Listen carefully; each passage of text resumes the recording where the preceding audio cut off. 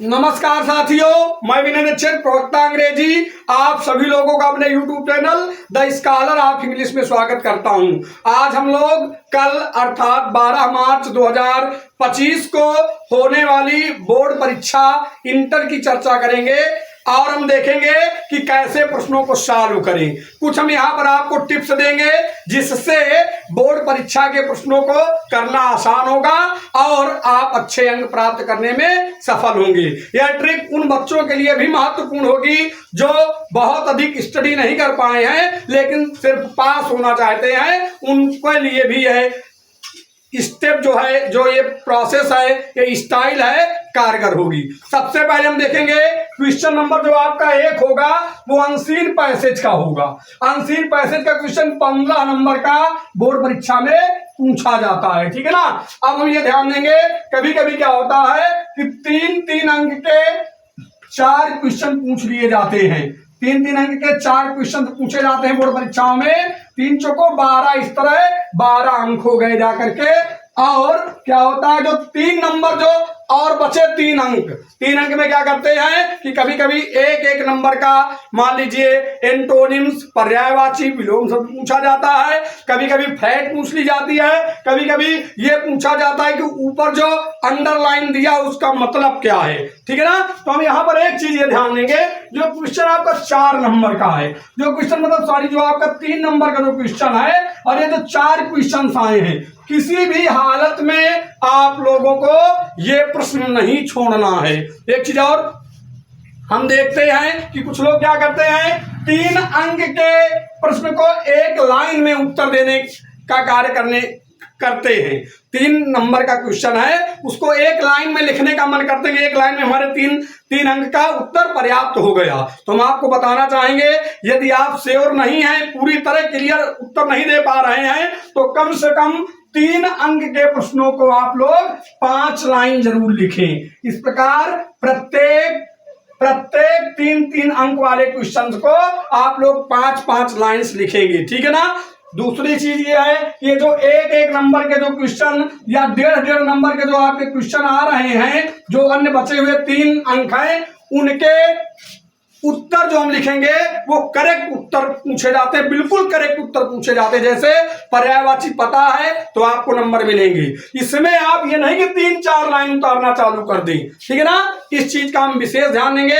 अगर पर्याय विलोम शब्द मालूम है तभी उसका उत्तर लिखेंगे, नहीं मालूम तो ये नहीं कि आप 4-6 लाइन उतारना चालू कर दें। एक चीज और ध्यान देंगे, हो सकता है समरी लिखने के लिए यहां पर आ जाए, तो समरी में जो आपका पैसेज दिया है उसका कुछ अंश अर्थात उसके मुख्य भावों को हमें लिखना होता है। दूसरी चीज अगर आ जाए, अंडरलाइन दे दिया जाता है कि नीचे अंडरलाइन मतलब वर्ड्स का एक्सप्लेन करिए, तो आपको अपने शब्दों में उसको विस्तृत करते हुए लिखना है। अगर नहीं समझ में आ रहा तो आप उसको लिखने के बाद आगे 2-4-6 लाइन्स उसकी फुल स्टॉप से फुल स्टॉप तक लिख सकते हैं। किसी भी हालत में कमजोर और तेज बच्चे को यह अनसीन पैसेज का क्वेश्चन बोर्ड परीक्षा में नहीं छोड़ना है, क्योंकि यह क्वेश्चन 15 नंबर का होता है और शिक्षक यहाँ पर भरपूर नंबर देने के इरादे से कॉपी चेक करता है। तो इसलिए सभी बच्चे इस क्वेश्चन को जरूर हर एक स्थिति में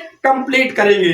कमजोर बच्चे जो हैं, जिनको अंग्रेजी नहीं आती, वह तो अपने प्रश्न की शुरुआत हर एक स्थिति में यहीं से ही करेंगे। इस प्रकार 15 अंक में अगर आपने कर दिया तो 15 के 15 अंक आपको बोर्ड परीक्षा में हासिल हो जाएंगे। याद रहे, 3-3 अंक वाले प्रश्नों को आपको कम से कम 5-5 लाइन्स लिखना है।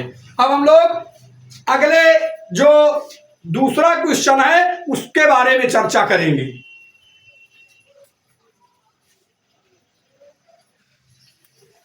अब हम लोग ध्यान देंगे, क्वेश्चन नंबर जो 2 होगा आपका, वह होगा आर्टिकल राइटिंग में।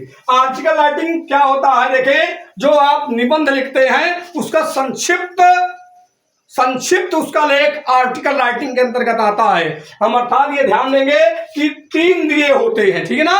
अधिकतर परीक्षाओं में 3 दिए जाते हैं। 3 में आपसे एनी वन, कोई एक करने के लिए कहा जाता है। सर्वप्रथम आप क्या करेंगे, देखेंगे कि ये 10 अंक का क्वेश्चन है और बहुत ही इंपॉर्टेंट है बोर्ड परीक्षा के लिए, ठीक है ना। अब जो आप क्वेश्चन देखेंगे 3 में आप व्यवस्थित हो जाएं कि आप किस टॉपिक पर लिख सकते हैं आर्टिकल। निबंध जैसा ही आपको लिखना होता है, ठीक है ना। किस टॉपिक पर आप लिख सकते हैं उसी टॉपिक का आप चयन करिए और लिखते जाइए। एक बात हमारी याद रहे, हो सकता है वो वे टॉपिक्स मतलब आपको बहुत ज्यादा उनके बारे में डीपली जानकारी ना हो, फिर भी ऐसी स्थिति में भी आपको ये प्रश्न छोड़ना नहीं है, आर्टिकल राइटिंग आपको लिखना है। देखें, आए या ना आए, गलत या सही, जैसा आपको आता है आर्टिकल राइटिंग का एक क्वेश्चन करना आपके लिए अनिवार्य है, क्योंकि बोर्ड परीक्षा में क्वेश्चन 10 अंक का पूछा जाता है। आपको नहीं मालूम उसी के बारे में लिखे, जितना जानकारी उतना लिखे। एक बात और बता दें आपको, हम लोग बोर्ड परीक्षा की कापियों का मूल्यांकन भी करते हैं।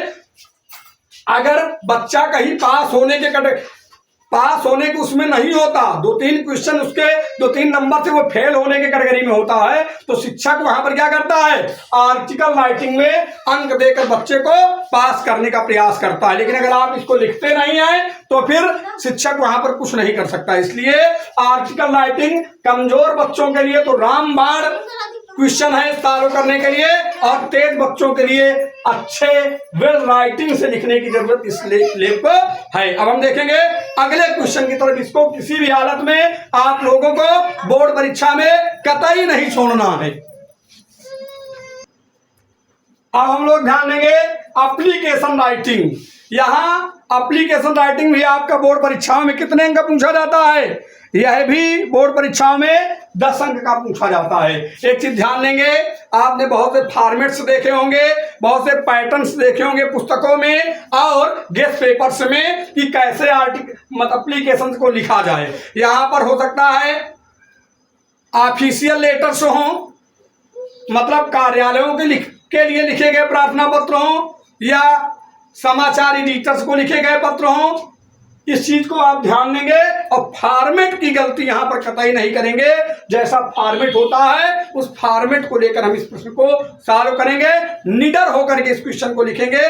किसी से 100% सही लिखने की उम्मीद नहीं की जा सकती इंटर के बच्चे से। इसलिए जिस मतलब लेवल से आप लिख सकते हैं इस प्रश्न को सॉल्व करें। आपको किसी भी स्थिति में इस क्वेश्चन को नहीं छोड़ना है, क्योंकि एप्लीकेशन राइटिंग भी 10 नंबर का बोर्ड परीक्षाओं में आता है। जब बच्चा 1-2 अंकों से फेल होता है तो यहाँ पर भी शिक्षक थोड़ा सोचता है कि हम बच्चे को 1-2 अंक दे करके पास करें। अब वह अंक तो देना चाहता है, लेकिन अगर आपने एप्लीकेशन या ऊपर आर्टिकल राइटिंग आपने नहीं लिखा तो फिर शिक्षक वहां पर असमर्थ होता है आपको अंक देने के लिए। इसलिए किसी भी स्थिति में आप लोगों को एप्लीकेशन राइटिंग नहीं छोड़ना। आप देख सकते हैं 15 नंबर का वो था, फिर 10 नंबर का आर्टिकल आया, पहला 15 नंबर का अनसीन पैसेज, फिर 10 नंबर का आर्टिकल और ये 10 नंबर का एप्लीकेशन। आप देख सकते हैं 15-10, 25-10, 35। यहां तक अगर आप पूरे प्रश्नों को सही कर डालते हैं तो पास मार्किंग के लिए अंक आप यहीं से प्राप्त कर सकते हैं इजीली, बिना किसी हेजिटेशन के। अगर आपने पूरी तरह सही किया है, नहीं भी आ रहा तब भी एप्लीकेशन फॉर्मेट को आप लिखें। ये देखिए कंप्लेंट लेटर्स है, या मान लीजिए किसी व्यापारी को लिखने के लिए पत्र है, या किसी समाचार एडिटर्स को लिखने के लिए पत्र है। इस चीज को आप लोग ध्यान देंगे। किसी भी स्थिति में इस प्रश्न को बोर्ड परीक्षा में आप छोड़ करके नहीं आएंगे। अच्छे बच्चों के लिए भी जो बहुत अच्छे अंक प्राप्त करना चाहते हैं उनको तो बहुत अच्छे से पैटर्न की जानकारी होगी, उनको भी इस प्रश्न को बहुत बखूबी स्टैंडर्ड लेवल से करने का प्रयास करना चाहिए बोर्ड परीक्षा में अच्छे अंक प्राप्त करने के लिए। अब आप लोग ध्यान देंगे क्वेश्चन नंबर 4, जो अधिकतर मीनिंग्स पर आधारित होता है। यहां पर आपके मीनिंग्स की जांच की जाती है कि आपको कितना जानकारी है। हम उन बच्चों से जरूर कहेंगे जो बहुत स्टैंडर्ड लेवल के बच्चे हैं कि अगर उनको पूरी मीनिंग्स अगर सही याद है तो अपने प्रश्न पत्र की शुरुआत इसी क्वेश्चन से करें, ठीक है। और वे बच्चे जो कमजोर हैं उनको नहीं मालूम तो कतई इस प्रश्न से अपने प्रश्न पत्र की शुरुआत उत्तर देने में ना करें। ध्यान देंगे इस चीज को। अब जिन बच्चों को आता है आपको पता होगा यहां पर पर्यायवाची सिनोनिम्स यहां पर आता है, ठीक है। अपोजिट वर्ड आता है, एंटोनिम्स यहां पर आता है,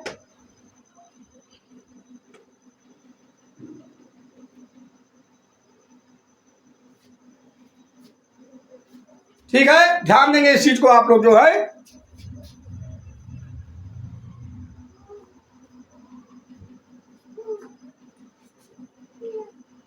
यहां पर वो भी आ सकता है, फ्रेजल वर्ब्स भी आता है, ठीक है ना, होमोफोन्स भी आ सकता है, लेकिन होमोफोन्स इस क्वेश्चन में नहीं दिया होता, इस चीज को ध्यान देंगे।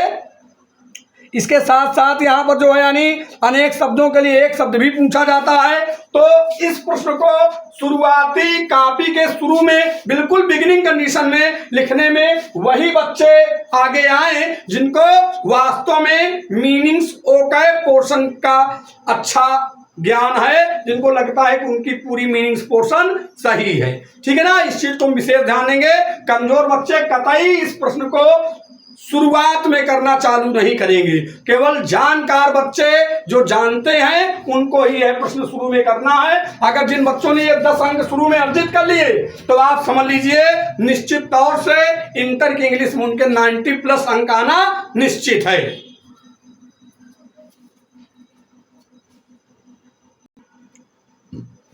अब हम लोग ध्यान देंगे क्वेश्चन नंबर 5। यह व्याकरण पर आधारित होता है, जो आपने 11th और 12th में अंग्रेजी व्याकरण पढ़ी है, अर्थात नरेशन, ट्रांसफॉर्मेशन, सिंटैक्स, सिंथेसिस, इस पर आधारित है। यहाँ पर आपसे प्रश्न पूछे जाएंगे। 2 प्रकार के मॉडल दिए जा सकते हैं, हो सकता है 2 क्वेश्चन दे दिए जाएं, उनमें से एक करने के लिए कहा जाए, या कोई लॉन्ग क्वेश्चन दे दिया जाए और वहां पर छांटने के लिए 4 विकल्प दे दिए जाएं। 2 फॉर्मेट इसके हो सकते हैं। इस प्रकार ये ध्यान दें, इस क्वेश्चन को भी वही बच्चे ओकैब के तुरंत बाद, मतलब जैसे आप शुरू में मान लीजिए आपने प्रश्न को सॉल्व करना चालू किया, परीक्षा के प्रारंभ में आपने ओकैब पोर्शन लिखा, उसके जस्ट तुरंत बाद जो स्टैंडर्ड जानकार बच्चे हैं, जिनको ये पता है कि हम इस क्वेश्चन को सही व्याकरण ग्रामर पूरा कर सकते हैं, वह तुरंत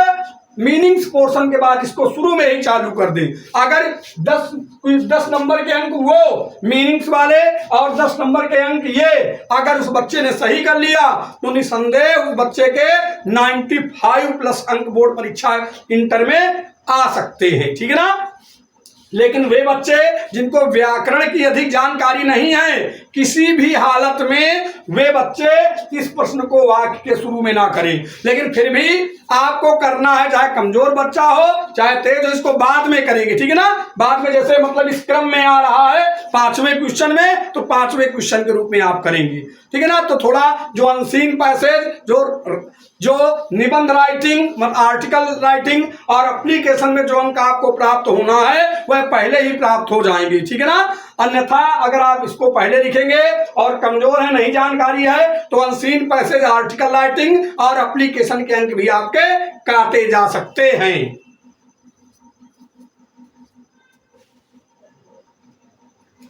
अब हम देखेंगे क्वेश्चन नंबर 6, जो ट्रांसलेशन पर आधारित है। हिंदी में वाक्य दिए जाते हैं और उनका ट्रांसलेशन अंग्रेजी में आपसे करने के लिए कहा जाता है। बच्चे कंफ्यूज होते हैं, वे इस क्वेश्चन को छोड़ देते हैं, ऐसा ना करें।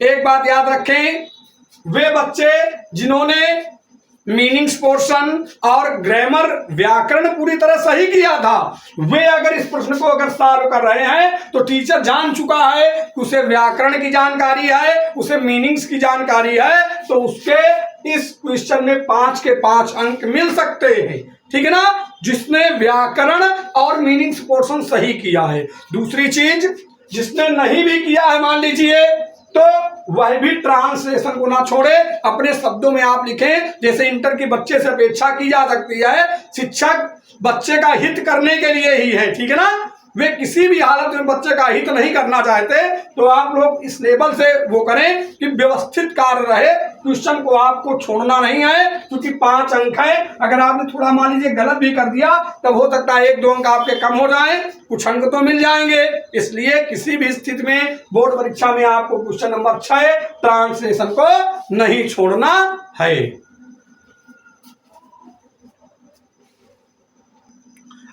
अब हम लोग ध्यान देंगे क्वेश्चन नंबर 7 को। क्वेश्चन नंबर 7 प्रोज पर आधारित है ना।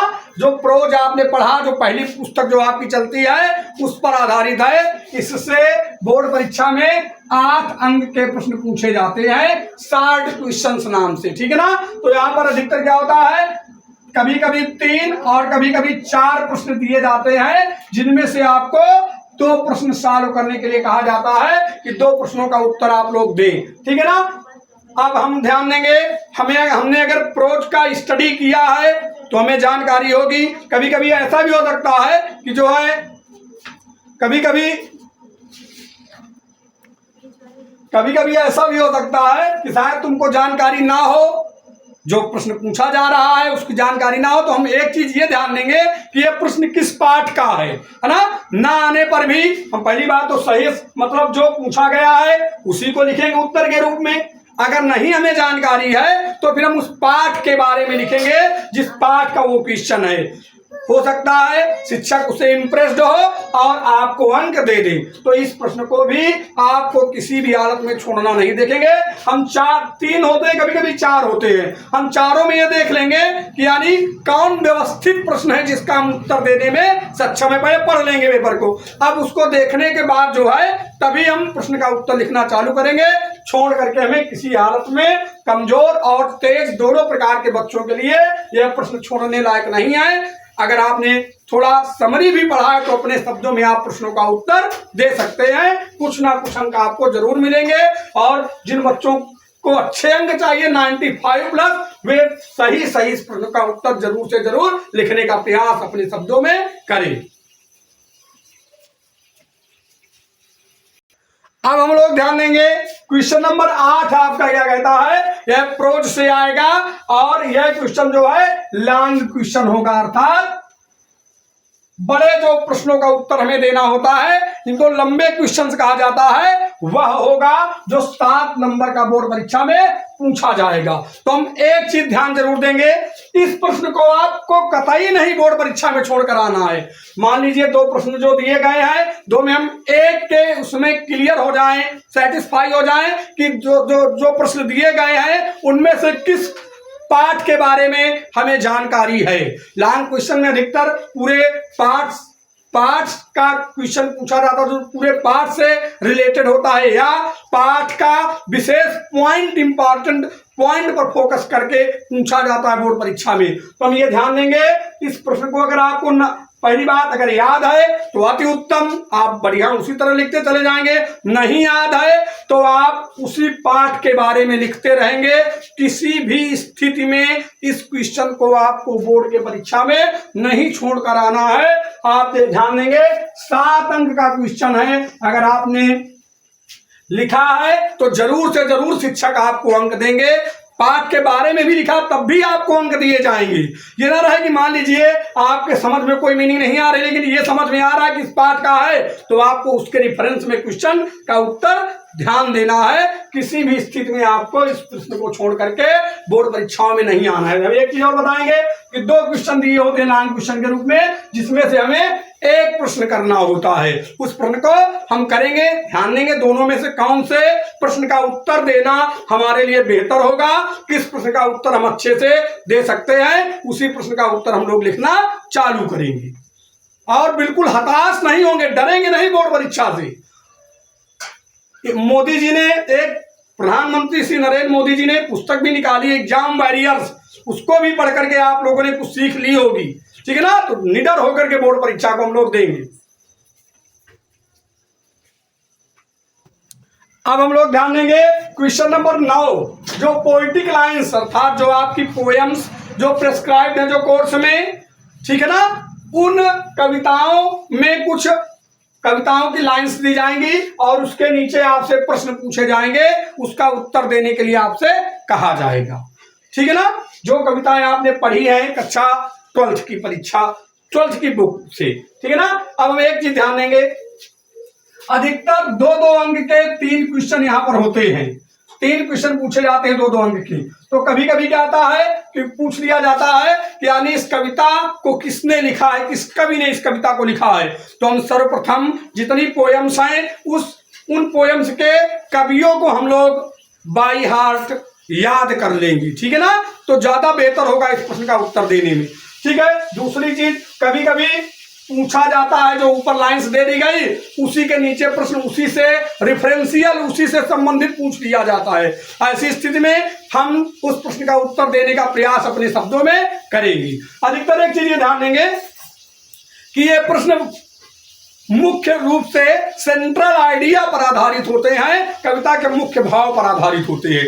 दूसरी चीज, कभी कभी राइम स्कीम पूछ लिया जाता है कि राइम स्कीम कहाँ है उसमें। तो राइम स्कीम के बारे में ये ध्यान देंगे कि जैसे हम हिंदी में, इंग्लिश में जैसे हम इंग्लिश में पढ़ें, कोई कविता इंग्लिश में अगर हम आपको सुनाएं और उसके अंत में जैसे राग जैसा आपको महसूस हो, राग को हम अगर इंग्लिश में कहें तो उसे राइम स्कीम हम कहेंगे। थोड़ा ध्यान देंगे, जैसे हमने कहा, into the sunshine full of the light leaping and flashing from morning till night. तो लाइट और night, into the moon light whiter than snow waving so flower like when the winds blow, slow और blow.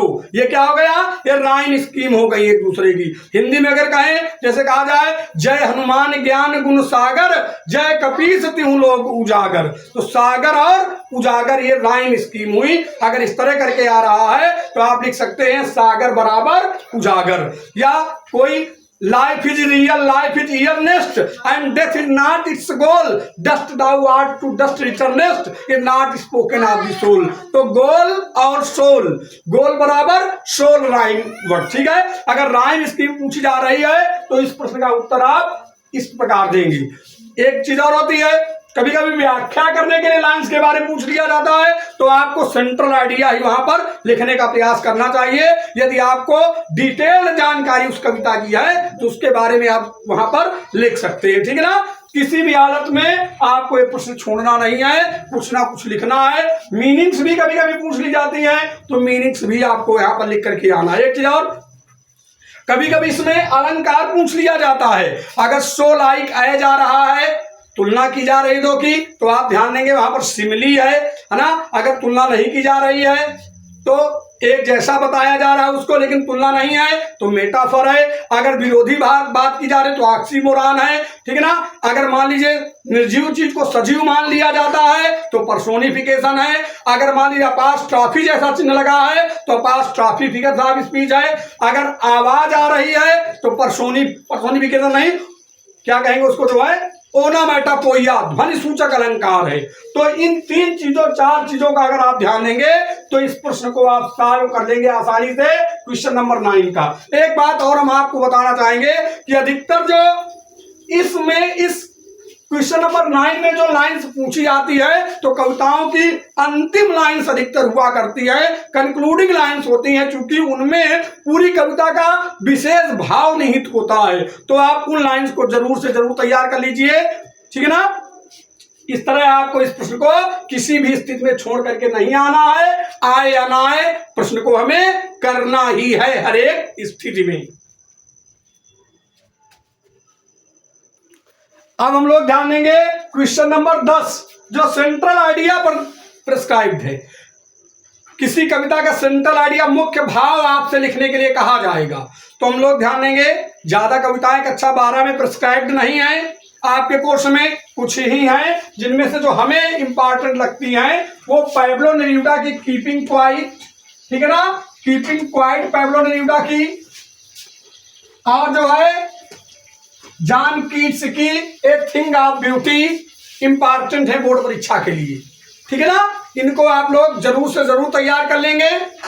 हो सकता है इनका central idea board परीक्षा में लिखने के लिए आ जाए। 95% उम्मीद है हमें कि इनका सेंट्रल आइडिया बोर्ड परीक्षा में लिखने के लिए आएगा। फिर भी इसके अतिरिक्त भी आप तैयार करते रहें, शायद ना आए तब भी आप लिखने के उसमें रहें। मान लीजिए आपको नहीं आ रहा ये सेंट्रल आइडिया वाला क्वेश्चन, तो आपको उस कविता के बारे में अगर जानकारी है तो अपने शब्दों में आप उस कविता के बारे में सेंट्रल आइडिया बना करके अपने शब्दों में लिखेंगे। आपसे ये उम्मीद की जाती है कि आप अपने शब्दों को व्यक्त कर रहे हैं, शिक्षक समझ जाए कि आप ये कहना चाहते हैं, ठीक है ना। इस तरह आपको इस प्रश्न को किसी भी हालत में छोड़ करके बोर्ड परीक्षा में नहीं आना है, आपको इस प्रश्न को सॉल्व ही करना है हर एक स्थिति में।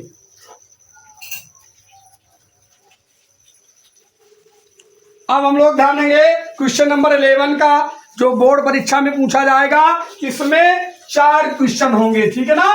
आर करके ओ आर करके दिया जाएगा, एक क्वेश्चन दे दिया जाता है, उसके नीचे ओ आर लिख करके दूसरा क्वेश्चन दिया जाता है, चाहे पहला करिए चाहे दूसरा, फिर दूसरा क्वेश्चन दिया जाएगा, फिर ओ आर करके दे दिया जाएगा। कभी कभी 3 क्वेश्चन भी हो सकते हैं। तो हम ध्यान देंगे ये सप्लीमेंट्री पर आधारित होंगे।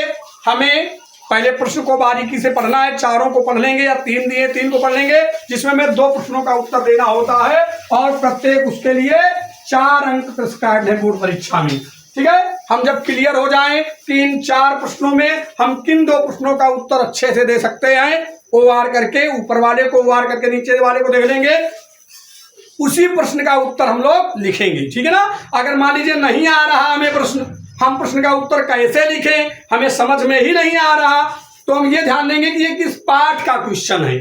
अब उस लेसन को हम ध्यान देंगे, इस लेसन का क्वेश्चन है, उस लेसन से संबंधित जो हमें जानकारी है उसको हम लिखने का प्रयास 60 क्वेश्चन में भी करेंगे। इसमें भी शिक्षक आपको अंक देगा। शिक्षक मतलब अंक देने के लिए बैठा है, वह बच्चे का हितकर है, अधिक से अधिक अंक बच्चों को देना चाहता है। अगर आपने लिखा है तो जरूर कुछ ना कुछ अंक आपको इस प्रश्न में वह आपको देगा। 8 अंक के क्वेश्चन है, जिसमें 2 प्रश्न आपको करने हैं, ठीक है ना। तो ध्यान देंगे किसी भी स्थिति में इस क्वेश्चन को आप लोग छोड़ेंगे नहीं। अब हम ध्यान देंगे जो अंतिम क्वेश्चन है 12, क्वेश्चन नंबर 12 जो क्वेश्चन नंबर 12 है, यह भी सप्लीमेंट्री पर ही आधारित है। सप्लीमेंट्री जो आपकी पतली वाली किताब चलती रही है, तो ये लॉन्ग क्वेश्चन पूछा जाता है, इसमें लॉन्ग क्वेश्चन यहाँ पर पूछा जाएगा। तो एक चीज हम ये ध्यान देंगे, ये जो लॉन्ग क्वेश्चन आपका है, ठीक है ना, लॉन्ग क्वेश्चन जो आपका है, तो ये क्वेश्चन 7 नंबर का बोर्ड परीक्षाओं में आपसे पूछा जाएगा और आपको इस प्रश्न का उत्तर देना होगा। ध्यान देंगे ये सप्लीमेंट्री पर 2 क्वेश्चन पूछे जाएंगे, 2 में से आपको 1 क्वेश्चन सॉल्व करना है। तो हम ध्यान देंगे, सबसे पहले ये ध्यान देंगे कि ये जो क्वेश्चन लॉन्ग आया हुआ है वह किस पाठ का क्वेश्चन है। अब जब हम ये पकड़ लेंगे इस पाठ का क्वेश्चन है, तो अगर हमें उसके बारे में जानकारी है, हमने पढ़ा होगा हिंदी या इंग्लिश में, तो हम उसको बना बना करके अपने शब्दों में लिखेंगे, ठीक है। अगर याद है तो बहुत ही बेटर, द बेस्ट कंडीशन। अगर याद है तो उसको हम लिख देंगे आसानी से, अगर नहीं याद है तब भी हम मतलब जो है प्रश्न को लिखेंगे, उस पाठ के बारे में जो हमें जानकारी इंफॉर्मेशन है उसके बारे में हम लोग लिखते जाएंगे। इसके लिए अंतिम लेसन थोड़ा ज्यादा इंपॉर्टेंट हुआ करते हैं, यहाँ पर हम फोकस करेंगे। इसके बाद एक चीज हम बताना चाहते हैं सभी बच्चों को, कुछ बच्चे इस चीज को लेकर कंफ्यूज हो जाते हैं कि हम प्रश्न का उत्तर कैसे लिखें, है ना। वो लिख देते हैं हिंदी का प्रयोग आप ना करें, ज्यादा बढ़िया है। जैसे आपको मान लीजिए क्वेश्चन नंबर 12 का उत्तर लिखना है, तो यहाँ पर हम क्या लिखेंगे, क्वेश्चन नंबर 12 लिख देंगे यहाँ पर, और यहाँ पर लिख देंगे आंसर, ऐसे करके ऐसे करेंगे। क्वेश्चन नंबर जो है आपका 12 का आंसर यहाँ से लिखना हम लोग चालू कर देंगे। अगर खाली पेज है तो किनारे की तरफ ऐसे PTO लिख देंगे, ताकि ये जानकारी हो कि आपने आगे कुछ लिखा है। इसके बाद हम सभी बच्चों को पुनः एक बार विश्वस्त करना चाहते हैं कि आप कतई बोर्ड परीक्षा की अंग्रेजी परीक्षा में डरे नहीं, निडर होकर के बोर्ड परीक्षा केंद्र में जाएं, अपने बढ़िया पेन सेंस अपना ले लीजिए सब अच्छे से, और बढ़िया प्रसन्न चित्त से सभी प्रश्नों को सॉल्व करें। निसंदेह आप लोग अंग्रेजी में अच्छे अंक प्राप्त करने में सफल होंगे। वे बच्चे जो कमजोर हैं, वे unseen passage, article writing, application writing, translation, long question कतई इनको छोड़ करके ना आए, भले उन्हें जितना जानकारी है उतना लिखें, वे जरूर से जरूर सफल होंगे।